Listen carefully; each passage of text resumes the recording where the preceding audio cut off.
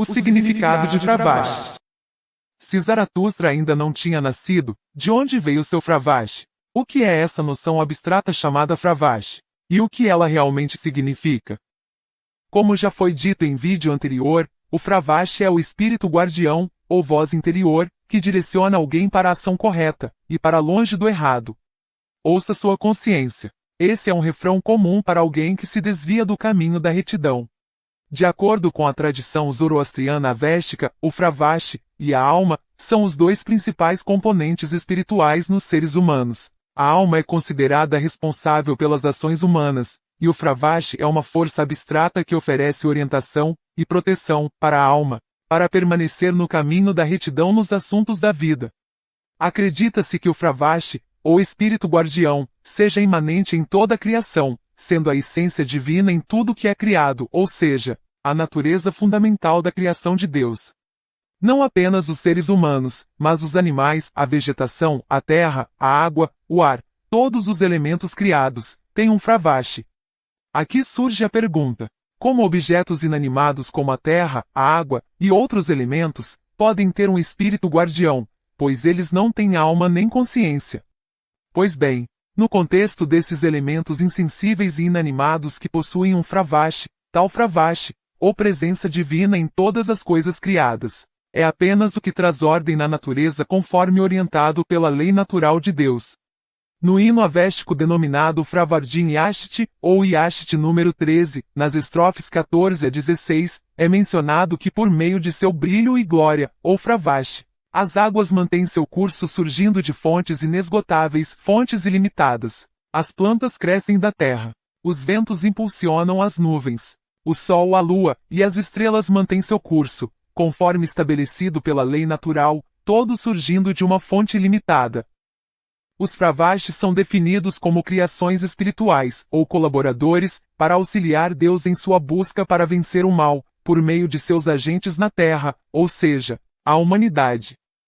Tradicionalmente no Avesta, os Amesha-Spentas são a ordem mais elevada das manifestações de Ahura Mazda, depois dos quais vêm os denominados Yasatas, e depois, os Fravashis.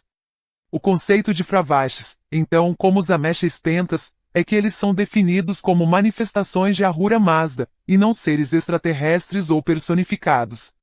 Tudo isso pode parecer um tanto rebuscado, mas, em termos simples, os Fravashis são destinados a serem forças inatas nos seres humanos, que os guiam de acordo com os ditames da lei natural de Deus. Em outras palavras, os Fravashis podem ser entendidos como aquilo que as pessoas chamariam de instinto natural, ou seja, o instinto de fazer o que é certo. Os Fravashis inerentes aos elementos insensíveis como terra, água, etc., significam princípios ou leis naturais em ação nesses elementos da criação. Até mesmo Ahura Mazda e os Amesha-Spentas, de acordo com Avesta, também teriam um Fravashi, conforme consta no Yasna, não Gático capítulo 23. Embora possamos perguntar por que Ahura Mazda e suas manifestações teriam um Fravashi, já que eles já são incorruptíveis e perfeitos, temos que ter em mente que o Fravashi se origina de Ahura Mazda, ou seja, da lei natural, sendo uma força espiritual primordial que emana de Deus, ou natureza, para ajudar os seres humanos a trilhar o caminho da retidão. Assim o Fravashi, ou centelha divina, é imortal e eterno, e cada vida que vem a este mundo traz seu Fravashi, ou essência divina, com ela no nascimento. Segundo a tradição, Angra Mainyu, Ahriman, ou mesmo Satanás, se é que existe, não tem um Fravashi, porque Ahriman, sendo uma força contrária à criação de Ahura Mazda, deseja interromper a ordem natural das coisas, e qualquer tentativa desse tipo por forças malignas pode ser detida invocando por meio da oração, o Fravashi daquele elemento em particular.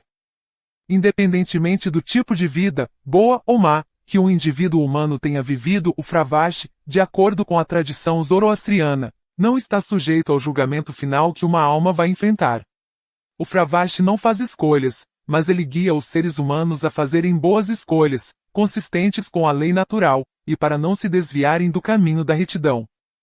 O ser humano é quem decide se faz ou não uma boa escolha, o Fravashi não obriga a isso, mas o orienta.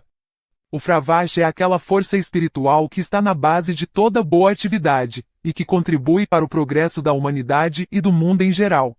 No fim da vida humana, acredita-se que o Fravashi retorna para sua morada celestial, ou seja, a ordem natural é mantida, ininterrupta. O Fravashi pode ser invocado pelos sobreviventes daqueles que partiram deste mundo, para assistência em assuntos terrenos. É certo que Fravashi é um conceito alegórico. No entanto, o conceito figurativo não é sem sentido. Ele deve ser entendido em seu contexto apropriado. O significado é que os indivíduos devem observar as diretrizes inerentes, ou seja, ouvir a voz interior, pois é a retidão que leva para uma vida abundante e produtiva.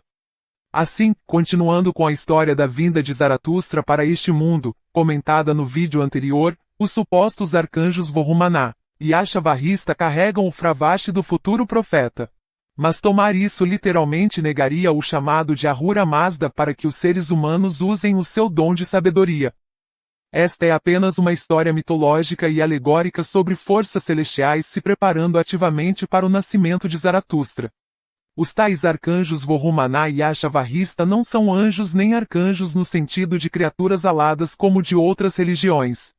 Eles são 2 dos 6 chamados Amesha Spentas, que são manifestações de Deus, Ahura Mazda. Cada Amesha Spenta incorpora uma virtude específica inata em Ahura Mazda, ou seja, lei ou ordem natural. Muitos zoroastrianos rejeitam a palavra anjo ou arcanjo, denunciando que não existe tal coisa na religião zoroastriana. Embora eles estejam certos, o termo anjos ou arcanjos, com referência a Amesha Spentas, é usado na literatura zoroastriana apenas para ilustrar as manifestações imaculadas e impecáveis da pureza e virtudes de Ahura Mazda, isto é, a ordem natural e imaculada de Deus. Todavia, devemos saber que Fravashi e o Rivarenou, do vídeo anterior, são crenças anteriores a Zaratustra. Essas abstrações não existem nos Gathas, os hinos de Zaratustra, e foram reintroduzidas nos textos avésticos posteriores pelo clero zoroastriano, com toda a probabilidade para impressionar os leigos com a essência de possuir características virtuosas. Falaremos mais sobre o que a tradição ainda diz sobre as circunstâncias do nascimento de Zaratustra num próximo vídeo.